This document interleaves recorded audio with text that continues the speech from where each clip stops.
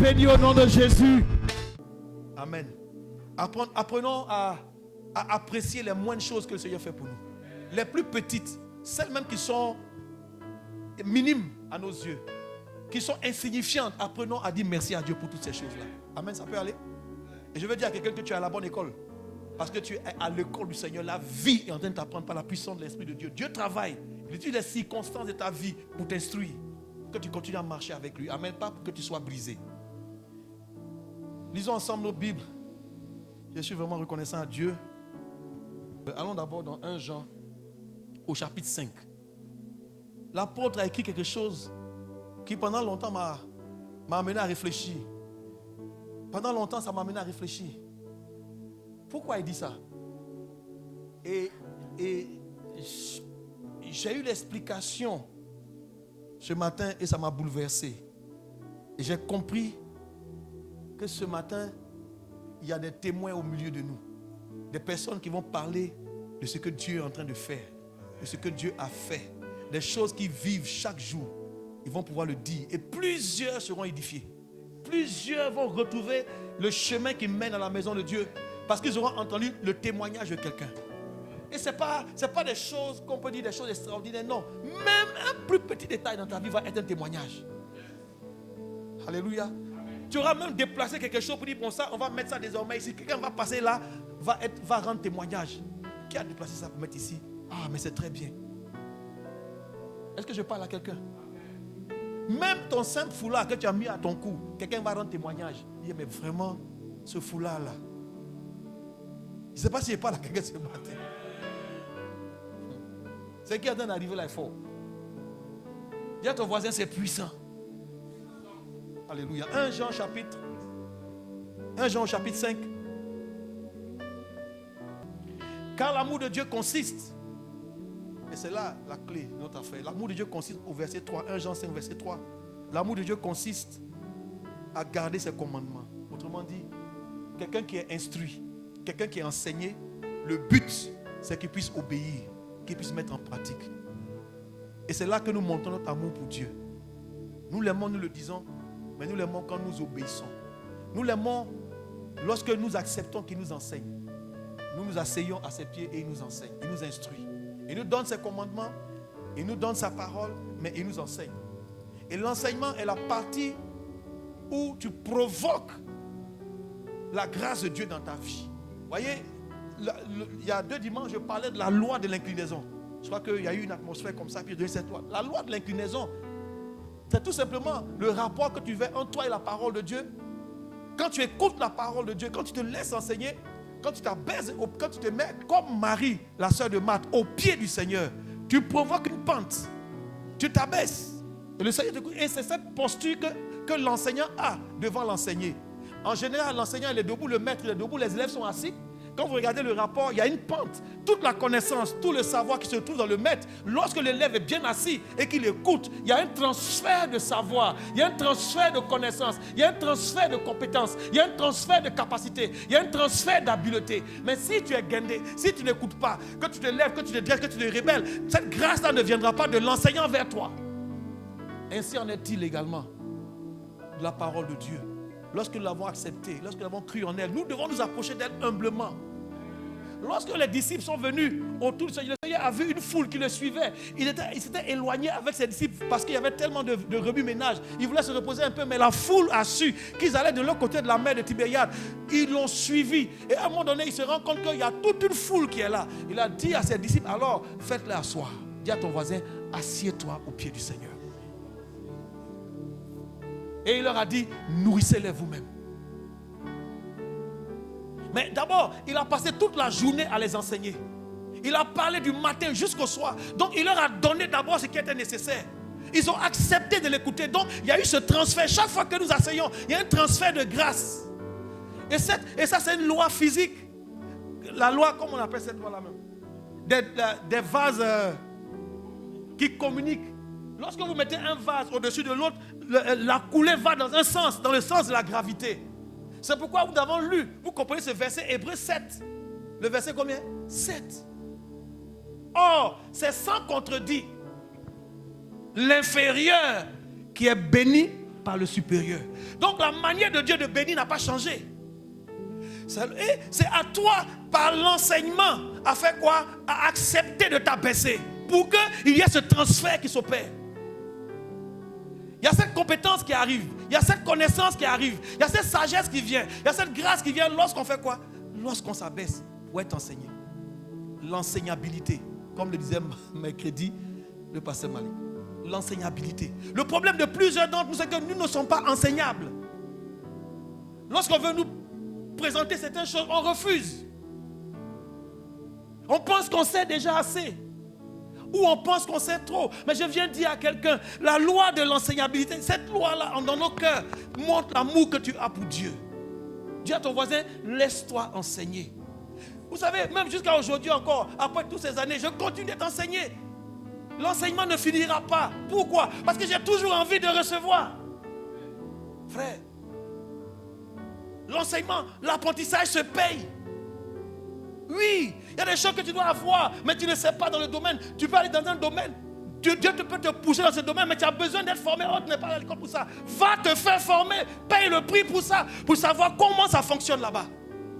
Est-ce que je parle à quelqu'un? Je continue encore d'aller à l'école. Hier, samedi, j'étais à l'école de 8h30 jusqu'à 12h30. J'étais assis en train de prendre note. Celui qui enseignait là, il est moins âgé que moi. C'est même pas mon petit frère, il peut être comme mon fils. Mais il enseignait, j'écoutais, j'écrivais. L'enseignabilité. Ok, je continue. Verset 4, tout ce qui est né de Dieu triomphe du monde. Et la victoire qui triomphe du monde, c'est notre foi. Ce qui nous donne la victoire dans l'adversité, c'est notre foi. Mais la foi là, que nous avons, elle vient d'où? Lorsque tu as cru, une mesure de foi t'a été donnée. Une mesure de foi a été donnée à chacun de nous. Chacun de nous a reçu une mesure de foi. Mais qu'est-ce que tu en fais? Cette foi doit grandir et se cultive. Mais Paul dit aux Romains au chapitre 10, verset 17, que la foi vient d'où? La foi vient de ce qu'on entend. Autrement dit, l'enseignement que tu reçois.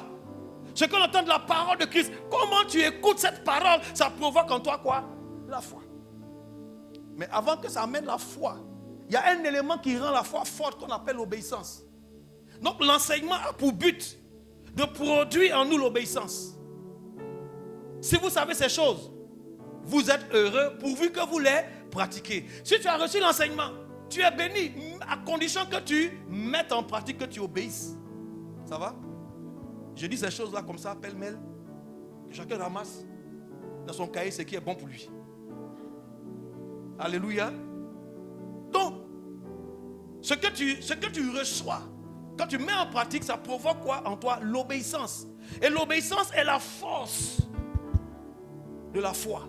Une foi sans obéissance est une foi qui est faible. Et la Bible dit que la foi qui triomphe du monde, la victoire qui triomphe du monde, c'est notre foi. Mais cette foi qui est appuyée sur quoi? Sur l'obéissance. Souvent ça ne marche pas parce que toi-même tu n'es pas obéissant. On va revenir, le texte continue, on trouve ça tout un peu plus bas. Hein? Mais je veux que tu comprennes que tu remportes la victoire. Je vais encore le dire d'une autre manière. Tu remporteras la victoire dans cette épreuve. Tu seras victorieux dans cette situation. La Bible dit que ce qui amène la victoire, c'est quoi? C'est la foi. Mais quel type de foi? Une foi qui est ancrée sur quoi? Sur l'obéissance.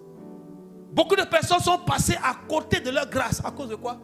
La désobéissance. Souvenez-vous de Saül. Vous connaissez l'histoire, non? Je crois dans le livre de Samuel. Ce roi à qui on dit, avant d'aller en guerre, il faut faire tes sacrifices. Maintenant, quand vous allez partir, tous les animaux que vous avez trouvés là-bas, et les êtres humains, et tout le monde, dévoué tout par interdit. Il faut tuer tout le monde. Il est parti. Est-ce qu'il a fait ce qu'on lui a demandé? Il a obéi en partie. Hein? Et après, les meilleures bêtes, il les a gardées. Pendant qu'il faisait ça, Dieu parle au prophète. Il dit, lui là, je l'ai rejeté. Pourquoi? Parce qu'il n'est pas obéissant. J'ai donné un commandement, j'ai donné une instruction. Autrement dit, j'ai apporté un enseignement. Voilà ce qu'il doit faire. J'attendais que cette parole produise l'obéissance. Mais elle n'a pas produit l'obéissance. Elle a produit la désobéissance. Et Dieu dit, je le rejette. Beaucoup de personnes sont passées à côté de leur bénédiction à cause de la désobéissance. Et lorsque nous prenons le temps d'enseigner la parole de Dieu, c'est pour produire dans le cœur de celui qui écoute la capacité d'obéir. Si l'enseignement ne t'amène pas à l'obéissance, s'il écoute la parole de Dieu, dimanche après dimanche, mercredi après mercredi, séminaire après séminaire, ou toi-même personnellement, si ça ne produit pas en toi l'obéissance, c'est que tu es perdu. Ta foi ne pourra pas te donner la victoire dans certaines situations. C'est la foi qui est appuyée sur l'obéissance qui apporte quoi? La victoire. Et cela est dit un peu plus bas. Ça m'a bouleversé. J'espère que quelqu'un ce matin aussi va comprendre ce que Dieu dit. Regardons à la suite. Car tout ce qui est né de Dieu triomphe du monde. Et la victoire qui triomphe du monde, c'est notre foi. Qui est celui qui a triomphé du monde, sinon celui qui croit que Jésus-Christ est le Fils de Dieu? Donc il y a une foi en Christ. Mais Christ aussi a la parole de Dieu. Quelqu'un qui écoute la parole de Dieu, mais qui veut aussi la mettre en pratique. Qui veut obéir à la parole de Dieu. Car l'amour consiste à obéir à la parole de Dieu, à garder les commandements du Seigneur. Amen. Mais la partie qui m'a touché, c'est à partir du verset 6. Là, je vais essayer d'entrer dans le vif du sujet. C'est lui, en parlant de Jésus, c'est lui qui est venu avec de l'eau. Qui a déjà lu ce passage? C'est lui qui est venu avec de l'eau et avec du sang. Non avec l'eau seulement, mais avec l'eau et avec le sang. Et l'esprit fait quoi? C'est l'esprit qui rend témoignage. Ah, c'est pas fait de témoins qui est parlé matin là. C'est l'esprit qui fait quoi? Qui rend témoignage parce que l'esprit est la vérité. Est-ce que tu savais que le Saint-Esprit c'est la vérité? Donc chaque fois que tu mens là, tu es en train d'insulter le Saint-Esprit. Touche ton voisin, je ne mentirai plus. Parce que toi, souvent tu mens trop. Ton problème c'est que tu mens aussi. Vraiment tu mens, hein, à Diato. Tu mens, vraiment tu mens. Non, arrête de mentir. Amen. Pourquoi? L'esprit est la vérité. Excusez-moi. Et maintenant, disons la suite. Il y en a trois. Il y en a combien qui rendent témoignage? Trois. Qui est qui? L'esprit, l'eau et le sang. Et on dit, et ils sont quoi? Et les trois sont d'accord. Bon, je vais m'arrêter là. Là. Tout ce que j'ai à dire là, c'est ici. Mais le verset 9 dit, si nous recevons les témoignages des hommes, le témoignage de Dieu est plus grand. Il y a un témoignage qui dépasse le témoignage des hommes. Je vais dire à quelqu'un ce matin, tu vas rendre un témoignage qui va dépasser le témoignage des hommes. C'est-à-dire que des gens ont témoigné, hein, mais quand toi tu apprends la parole, ça va dépasser tous les témoignages. Ton témoignage est grand parce qu'il est appuyé par Dieu. La Bible dit qu'il y en a trois qui rendent témoignage. En la réalité, ils sont trois à rendre témoignage. Il faut comprendre ce que la Bible dit ici. Excusez-moi, mais je vais essayer d'être un peu plus clair à ce propos. Parce qu'il s'agit de toi. En fait, j'étais en train de prier quand Dieu m'a instruit sur ce point. Je t'ai vu. Touche ton voisin, le pasteur m'a vu. Non, c'est vrai, je t'ai vu. Hein? Je t'ai vu. Je t'ai vu. Amen. Écoutons ce que la Bible dit. Reviens au verset 6. C'est lui, Jésus, qui est venu avec de l'eau et du sang. Mais il n'est pas venu avec l'eau seulement. Mais il est venu avec quoi? Avec l'eau et le sang. Et on dit, et l'esprit rend témoignage. Donc on dit qu'il faut bien comprendre que lorsque l'eau et le sang sont présentés, et que l'esprit voit ça, il fait quoi? Il rend témoignage. Donc s'il n'y a pas de témoignage, quelque part, l'eau n'est pas sortie, le sang n'est pas sorti. Quand quelque part, l'eau sort et le sang arrive derrière, alors le témoignage vient automatiquement. Là, je suis en train de parler des choses qui arrivent automatiquement. Dès que, il y a des dimensions où, et on dit les trois sont d'accord.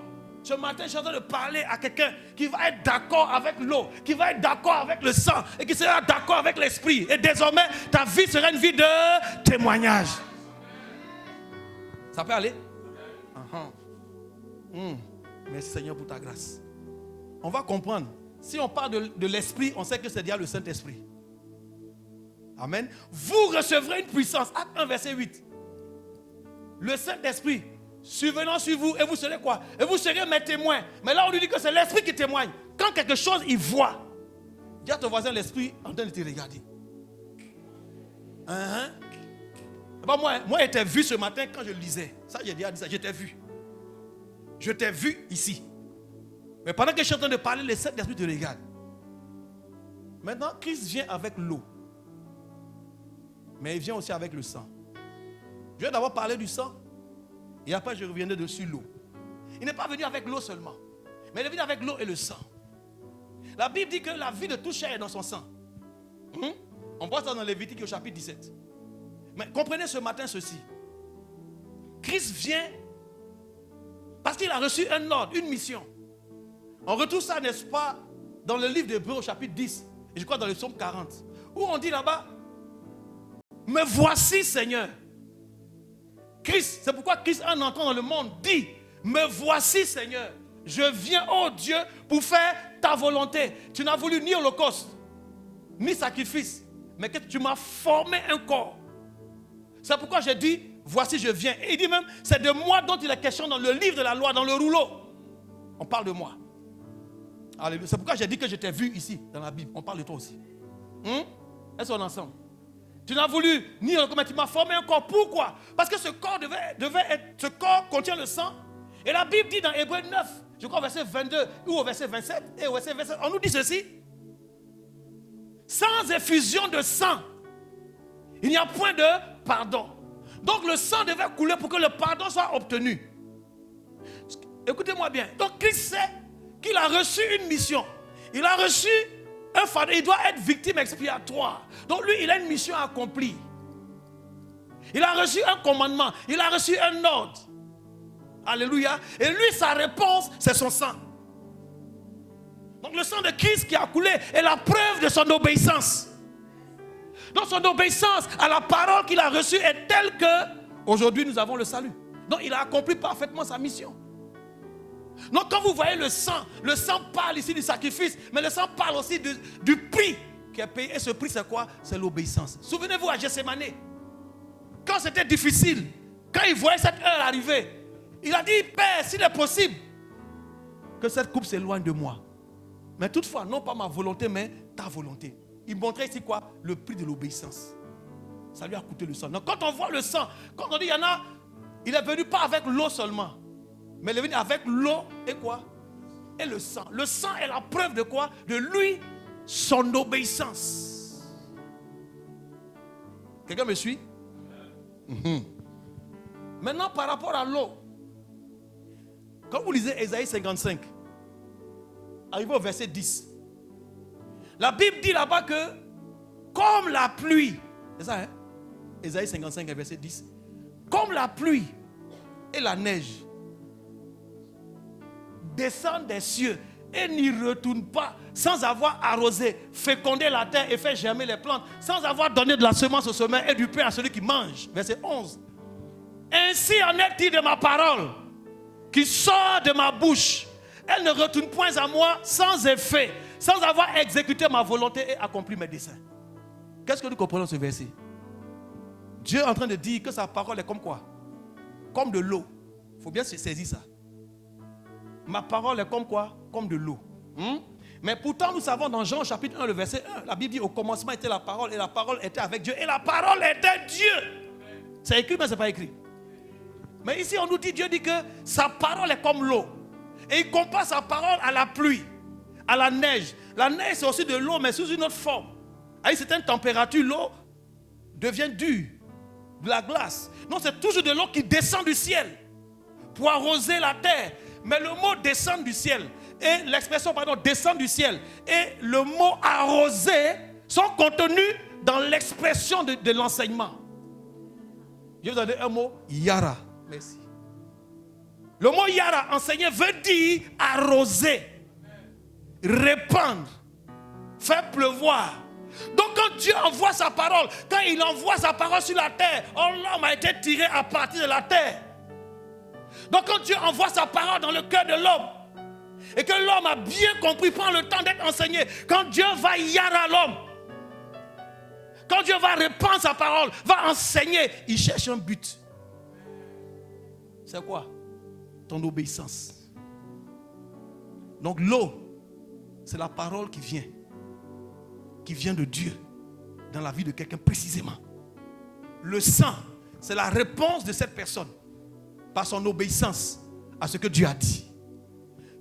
Quand Dieu voit, quand le Saint-Esprit voit quelqu'un qui est enseignable, Yara, qui accepte la parole, qui s'assoit, qui écoute. Quelqu'un qui a ce qu'on appelle l'enseignabilité. C'est une qualité d'être enseigné. Qui accepte ça. Il y en a qui n'ont pas ça. Tu fais comment lui, il est là. Ou bien elle est là. Mais pendant que tu parles, lui, il te dit, mais il a mal dit. Non, il doit dire, prendre tel autre verset. Non, il n'a pas bien dit ici là. Et qu'il connaît avant toi. Où toi tu vas arriver là. Il est un grand connaisseur. Et puis non, il n'a pas bien dit aujourd'hui là. C'était moyen. C'était moyen. Ça, c'est l'attitude de quelqu'un qui n'est pas enseignable. Parce qu'il y a 3 canaux par lesquels tu vas être enseigné. La parole de Dieu écrite, le Saint-Esprit qui va t'enseigner et l'homme que Dieu va utiliser pour t'enseigner. Il peut être plus petit que toi, plus jeune que toi, plus âgé de ton âge, mais écoute l'enseignement avec quoi? Avec humilité. L'humilité t'amène à t'abaisser, à accepter. Quand l'eau arrive et que la terre absorbe cette eau, il y a des mécanismes qui ne dépendent plus de la terre. Il y a en toi la capacité. C'est pourquoi le Seigneur Jésus-Christ a dit, si vous savez ces choses, vous êtes heureux. Le bonheur arrive. Pourquoi? Il dit, mais pourvu que vous puissiez quoi? Les pratiquer. Pour que je voie l'obéissance. Si moi j'envoie l'enseignement, si votre réponse à l'enseignement, c'est l'obéissance, alors tu as réuni l'eau et le sang. Est-ce que je suis en train de parler à quelqu'un? Tu as réuni l'eau et le sang. Qu'est-ce qui manque maintenant? L'esprit. Oh, c'est pas toi. Lui, il dit, quand il voit ça, qu'est-ce qu'il fait? Il vient rendre témoignage. Est-ce que j'ai parlé à un témoin ce matin? La chose qui peut me manquer, c'est que peut-être qu'il n'y a pas l'eau. Où est l'enseignement que tu aimes? Où est cette eau-là? Il y en a qui pensent qu'ils peuvent être enseignés eux seuls. Tu es comme un autodidacte. Tu es un peu un Jean-Baptiste. Fais attention quand tu prends les exemples dans la Bible. Jean-Baptiste là, ils ont coupé sa tête. Il a fait 3 ans de ministère, point barre, c'est fini. Non, si toi tu es comme Jean-Baptiste, tu as un petit ministère. Moi je ne suis pas comme Jean-Baptiste. Hein. Moi je suis comme Jésus. Il y en a qui veulent être comme Salomon. Fais attention, il a été riche, c'est vrai. Mais il a fini dans la cuisse des femmes. Plus de 1000 femmes. Et il a adoré chacune avec son Dieu. Il a adoré aussi le Dieu avec elle. Il faut faire attention dans tes choix. Il dit, moi je vais être comme Paul. Paul, il est mort célibataire. C'est pas marié. Donc, quand tu choisis tes modèles dans la Bible, dis à ton voisin, il faut bien choisir. Donc, c'est pourquoi le meilleur modèle, c'est qui? C'est Jésus. Tu dis, non, moi, mon modèle, c'est Pierre. Fais attention, Pierre a ramassé un couteau. Gloire à Jésus. Est-ce que je parle à quelqu'un? Il y en a 3 qui font quoi? Il y en a 3 qui rendent témoignage. L'eau et puis le sang. Le sang ici représente toi, le prix que tu payes. Et ce prix, c'est quoi? Ton obéissance. Et ça, c'est pas caché. Tu ne peux pas cacher ça. Je peux pas. L'obéissance n'est pas quelque chose qu'on reçoit par imposition des mains. Quand on regarde le modèle de Christ, on l'a lu, n'est-ce pas, dans Hébreux chapitre 5, je crois. On l'a lu là-bas. Qu'est-ce qui s'est passé? On dit bien qu'il fut fils. En parlant de Jésus au verset 7. Bien qu'il fut fils, il a appris l'obéissance par les choses qu'il a souffert. Donc l'obéissance s'apprend. Quand on lit également dans Philippiens chapitre 2, après le verset 7, 8 et 9, on dit lequel existait en forme de Dieu. Philippiens chapitre 2. Il n'a pas regardé son égalité avec Dieu comme une proie à arracher. Mais qu'est-ce qu'il a fait? Mais il s'est humilié. Il s'est dépouillé lui-même. Et qu'est-ce qu'il a fait? Il a pris la forme d'un serviteur. Il a parlé comme un homme simple. Il s'est rendu obéissant. Non, c'est toi seul qui décides si tu vas être obéissant ou pas. Et c'est le fait qu'il soit rendu obéissant jusqu'à la mort qui a fait que son sang a coulé. Mais il avait déjà reçu le mandat de Dieu. Il avait déjà reçu la parole de Dieu. Il avait déjà reçu la vision de Dieu. Il avait déjà reçu les instructions de Dieu. Il avait déjà reçu toutes ces choses-là. Il lui fallait maintenant obéir. Et c'est ça qu'il a payé le prix de l'obéissance. C'est pourquoi la Bible dit qu'il n'y a pas quelque chose qui plaise à Dieu plus que l'obéissance. Et Dieu regarde l'obéissance comme nous, notre amour pour lui. Car l'amour de Dieu 1 Jean chapitre 5 verset 3, l'amour de Dieu consiste à quoi? À garder ses commandements. Dans Jean 14 verset 22 je crois ou 21, il dit celui qui a mes commandements et qui les garde, c'est celui qui m'aime. Donc l'obéissance est la preuve ultime de l'amour que nous avons pour Dieu. Tu peux chanter j'aime Dieu. Nos émotions vont traverser notre corps. Il n'y a pas de souci. Tu peux bien chanter, tu peux bien proclamer, mais Dieu ne regarde pas ça. Il regarde ton cœur. Qu'est-ce qu'il regarde ton cœur? Ta capacité à obéir. Maintenant, allons pour terminer dans Actes au chapitre 5. On va lire le verset 32. Actes chapitre 5, le verset 32. Puis je vais m'arrêter. Plaise au Seigneur. J'ai écrit beaucoup, mais je vais m'arrêter là. Actes chapitre 5, le verset 32. C'est écrit, voilà. Nous sommes témoins. Tout le monde n'est pas témoin. Quelques-uns sont témoins. Nous sommes témoins de ces choses. C'est ça? De même que le Saint-Esprit, lui aussi, il est quoi? Il est témoin. Le Saint-Esprit que Dieu a donné à qui? À ceux qui lui obéissent. Donc, ils ont montré quoi?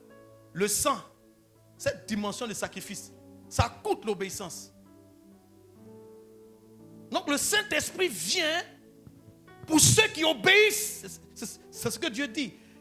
Et le témoignage vient dans le fait que je suis quelqu'un qui obéit au Saint-Esprit. Parce que le Saint-Esprit, il est la vérité. Et l'enseignement que nous recevons, c'est cette vérité-là. Et plusieurs ne veulent pas recevoir l'enseignement. Quand nous parlons d'enseigner, il y en a qui pensent qu'ils savent déjà toutes ces choses-là. Mais tu as besoin qu'on te les répète. Tu as besoin toi-même d'aller en eau profonde avec le Seigneur. De t'asseoir, Seigneur, enseigne-moi. Amen. Pas pour être enseigné. Il y en a qui veulent être enseignés pour venir se bluffer devant nous. Oh my God, Dieu m'a dit. J'étais en train de prier et Dieu m'a dit. Ouais, continue. Dieu m'a dit ceci, cela. Et puis nous te disons, waouh, quelle révélation. Tout ça c'est vrai. Mais quand tu finis de prêcher, il n'y a pas de témoignage. Rien ne se produit. Pourquoi? Parce que toi-même qui as reçu la révélation, tu n'es pas capable d'obéir à cette révélation. Il ne s'agit pas de dire, Seigneur, parle-moi. Non, ce que Dieu te dit. Il vérifie si toi-même tu obéis à ça. Si toi-même tu pratiques ça. Il veut voir, il envoie. C'est pourquoi il dit Jésus n'est pas venu avec l'eau seulement. Il n'est pas venu juste avec la parole, juste avec la révélation. Mais il est venu avec quoi? Avec le sang. Il a obéi à ce qu'il est venu dire. Est-ce que je parle à quelqu'un? Amen, amen, amen. Ça ne sert à rien d'être enseigné. Dieu te parle, tu écris, et toi tu es bouillant comme ça. Non, quel jour j'ai dit ça? Hey Seigneur, quel jour j'ai dit ça? Et tu pries en langue. Maintenant, quand toi tu viens t'asseoir derrière moi, tu es là. Hey Seigneur, ma révélation c'est pour moi. Il ne faut pas lui dire ça, hein, Seigneur. Il faut que je prêche ça. Ouais, j'ai déjà eu un problème comme ça. J'ai prêché la révélation de quelqu'un qui est assis derrière moi.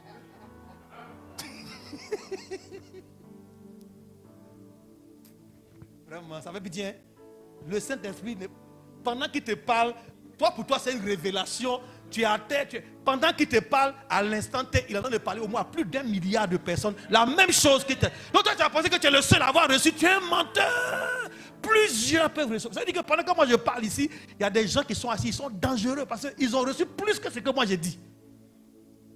Mais pendant que je suis en train de parler, quand ils écoutent, ils voient des ouvertures dans ce que Dieu leur a déjà dit. Que je suis en train de dire. Donc ils se réjouissent. Ah, donc ce que tu m'as dit, Seigneur, tu as montré à ton serviteur aussi. Frère, j'ai aucune prétention d'être le meilleur. Non. Je viens juste dire comme un perroquet ce que j'ai entendu. Mais je prends le temps de mettre en pratique ce que j'ai dit. Je n'ai jamais prêché quelque chose que je ne peux pas dire. Pardon, quelque chose que je n'ai pas expérimenté. Quelque chose que je ne vis pas. Amen. Et si vous relisez encore, pour finir, 1 Jean chapitre 5, versets 6 et 7. C'est lui, Jésus-Christ, qui est venu avec de l'eau et le sang. Pas avec l'eau seulement, mais avec l'eau et le sang. Et c'est l'esprit qui fait quoi? Qui rend témoignage, parce que l'esprit est la vérité. Maintenant, la suite dit quoi? Car il y en a 3. Maintenant tu vas voir où je t'ai vu. Il y en a 3 qui rendent témoignage. Hein? L'esprit, le Saint-Esprit, l'eau, la parole de Dieu qui est Dieu lui-même, et le sang. Ça là, c'est qui? C'est toi que j'ai vu dans ce verset. Si tu es capable de montrer ton obéissance à Dieu, dire à quelqu'un, c'est toi. Le sang qui est là, c'est toi.